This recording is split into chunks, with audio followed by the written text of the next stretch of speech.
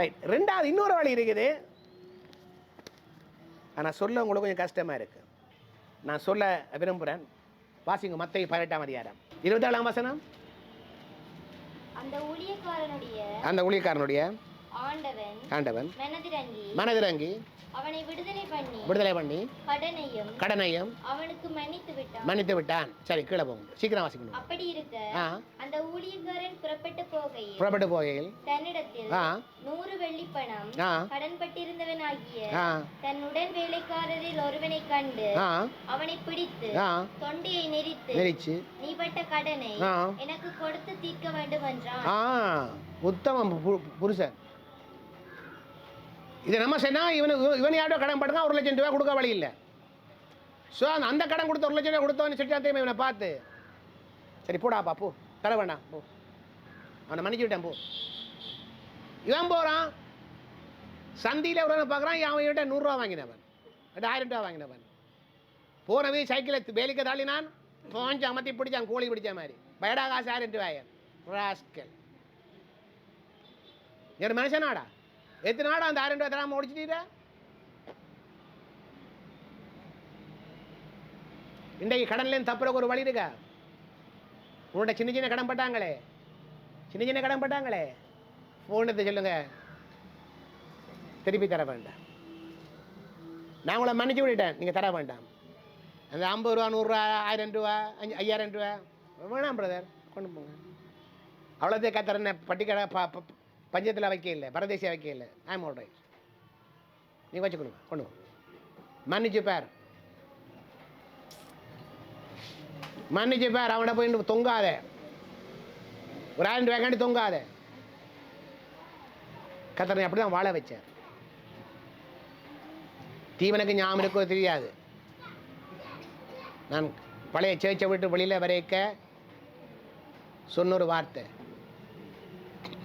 என்ன சொன்ன தெரியும்? ஞாபகம் அதிகமாக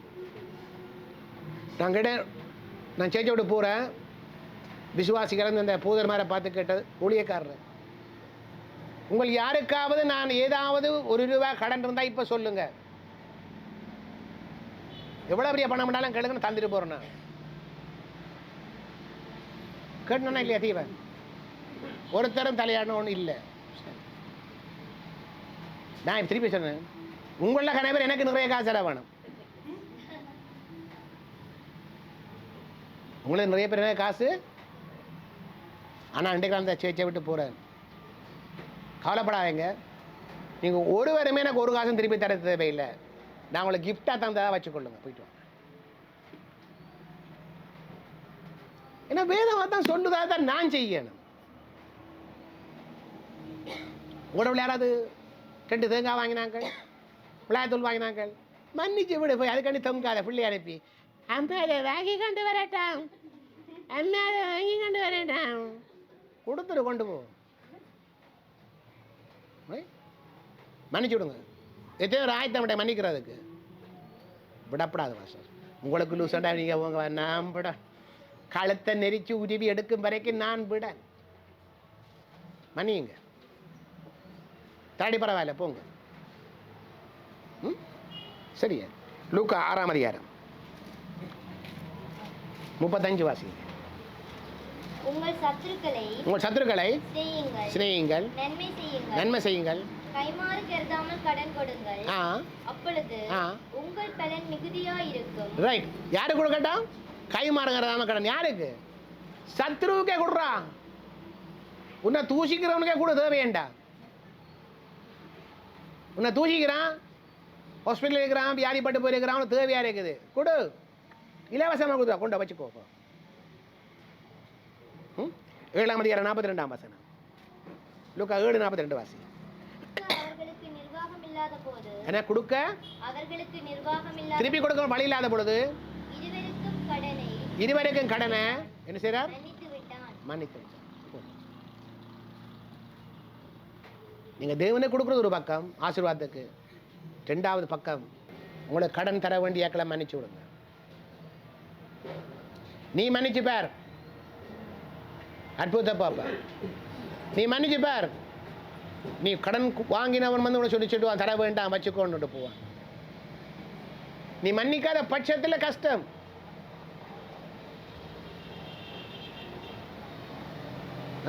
அவன் மன்னிச்சா நான் மன்னிக்கிறேன்னு சொல்லாத. நீ தீர்மானம் பண்ண, ஆண்டவரை நான் மன்னிக்கிறேன்.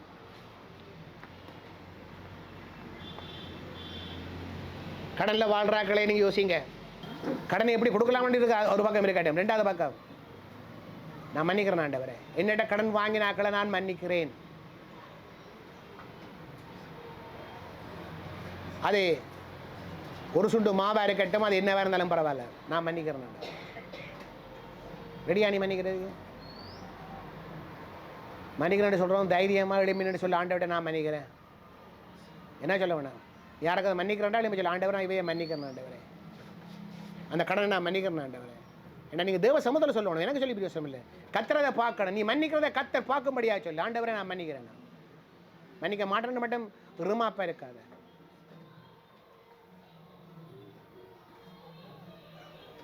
நீங்கள் யாரும் கடன் கொடுக்கலையா? உங்கள்கிட்ட யாரும் கை நீட்டு வாங்க இல்லையா ஏதாவது ஒரு பொருள்?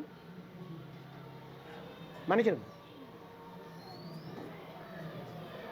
பயப்பட சொல்லுங்க, வேண்டாம் வேண்டாம் தர வேண்டாம், நீங்கள் வச்சுக்கணும் சொன்னீங்கன்னா உனக்கு ஆசீர்வாதம். நீ மன்னியாத வரைக்கும்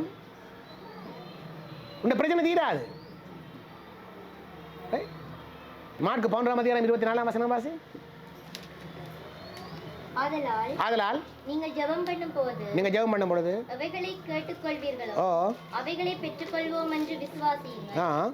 அப்பொழுது அவைகள் உங்களுக்கு உண்டாகும் என்று சொல்லுகிறேன். அடுத்த வசனம், நீங்கள் நின்று ஜெபம் பண்ணும் பொழுது ஒருவன் பேரில் உங்களுக்கு யாதொரு குறை உண்டாயிருக்குமானால் பரலோகத்தில் இருக்கிற உங்கள் பிதா உங்கள் தப்பிதங்களை உங்களுக்கு மன்னிக்கும்படி அந்த குறையை அவனுக்கு மன்னியுங்கள். அந்த குறையை அவனுக்கு மன்னியுங்கள். நான் சொல்லி வேதம் தான் சொல்லுது. நீ சுகமடையணுமா, செழிப்படையணுமா, நல்லா இருக்கணுமா, மன்னி. Don't have grudge. அவனை பார்க்குற நேரமெல்லாம் ஒரு எரிச்சல் வர வேண்டாம். தோசை தடையில் இன்னும் அதெல்லாம் போகிறான், இவன் தான் நீ ஏசி போட்டு போனவன் முந்தி மன்னிச்சு. ஓகே வேணாம், அவன் அந்த கதையை திருப்பி எடுத்தா நீ சொல்லு, நீ பாட்டுங்க கதை வேணாம், நான் உங்களை மன்னிச்சிட்டேன் போங்க. நீங்கள் ஆயிட்டம்மா, நான் விடுதலை வாழ்வுக்கு சொல்கிறீங்க, மன்னிச்சுப்பார். மிதக் கோடாலி மிதக்கும். நீ மன்னியாத வரைக்கும் கோடாலி மிதக்க போகிறதே. நீ ஜெபம் பண்ணுவ. நம்ம சைடில் சொன்னால் இப்போ காலத்தை சோம் பண்ணி கொண்டு இருப்பேன். உவாச சோம். ஆண்டவரே மிதப்பதாக, என்ன மிதப்பதாக, அங்கே கூடாலி மிதக்காது, நீ சாக போகிற மித தாண்டு. நீ மிதக்கணும், கூடாலி மிதக்கணும்டா மன்னி.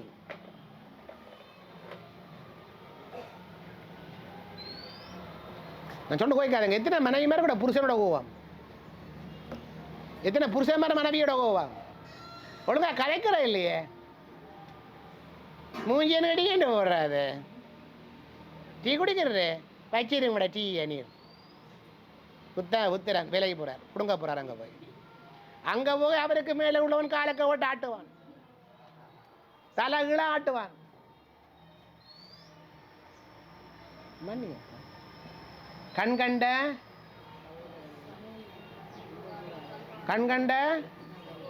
அது விடுங்க. கண்கண்ட மனைவிய, கண்கண்ட புருஷனை, அன்பு கூறாதவன், கண்காணா பாஸ்டோட போய் பிடுங்க போறீங்க. என்ன ஒளியும் செய்ய போகிறேன் முதலாச்சு. உண்ட மனைவியோட உண்ட புருஷனோட முதல்ல சந்தோஷமா இது 100% சந்தோஷமா இரு. அங்கே அபியோட தேவனோட சந்தோஷமா இரு, எல்லாம் நடக்கும். மன்னிச்சா அன்பு ஊறலாம், மன்னிக்காம அன்பு ஊறையிலாது. ஸோ நான் கடன் வாங்காமல் வாழ்கிறது. ஏன் கடன் வாங்கினேன்னு சொன்னேன், எப்படி கடன் வாங்கி இறங்கி கொடுக்கணும்னு சொன்னேன். 2வது கட்டம். 3வது சொன்னேன், தேவனுக்கு விதைச்சுப்பார், கொடுத்துப்பார், ஆசீர்வாதம் பாரு, பண்டக சாலை நிரம்பு. 4வது என்ன சொன்னேன், மன்னிச்சு விடு. தீர்மானிக்கிறது நீங்கள். சொல்கிறத நான் தீர்மானிக்கிறது நீங்கள், சொல்கிறது ஆவியானவர் தீர்மானிக்கிறது நீங்கள். தேவனுடைய வசனத்தை கவனமாக கேட்டு செவி சாய்ச்சா அதன்படி நடந்தால் உனக்கு அற்புதம் ஜெபம் பண்ண அப்படி கண்களை மூடி. அண்ணன் பல்லோக பிதாவே, ஆவியானவரே, இந்த செய்தியை உறுதிப்படுத்துவதற்காக நன்றி. இதன் அற்புதங்கள், இதன் விளைவுகளை நாங்கள் காணப்போகிறோம் ஆண்டவரே. வருகிற நாட்களில் ஆண்டவரே இந்த விளைவுகளை நாங்கள் காண எங்களுக்கு உதவி செய்யும். உங்களுடைய பிள்ளைகள் ஒருவரும் கடன் இல்லாமல் வாழணும் ஆண்டவரே. அன்பை தவிர வேறு ஒன்றிலேயும் யாரும் கடன்படக்கூடாது ஆண்டவரே. உங்களுடைய பாதுகாப்பு, உங்களுடைய ஒத்தாசை, உங்களுடைய அரவணைப்பு, விசுவாசம் பெருகட்டும் ஆண்டவர்கள். இருக்கிற விசுவாசத்தை தட்டி எழுப்புவீராக. அவனுக்குள்ள கொடுத்த விசுவாசத்தை தட்டி எழுப்புவாராக. அந்த விசுவாசம் வர்த்திக்க பண்ண விடவா. விசுவாசத்தோடு காரியங்களை செய்யட்டும். வசனம் சொல்லுகிறது, நான் வசனத்தை நம்பி இருக்கிறேன், அப்படியே உண்டாவதாக என்று விசுவாசியுங்கள். அப்படியே உண்டாட்டும். இயேசுவின் நாமம்.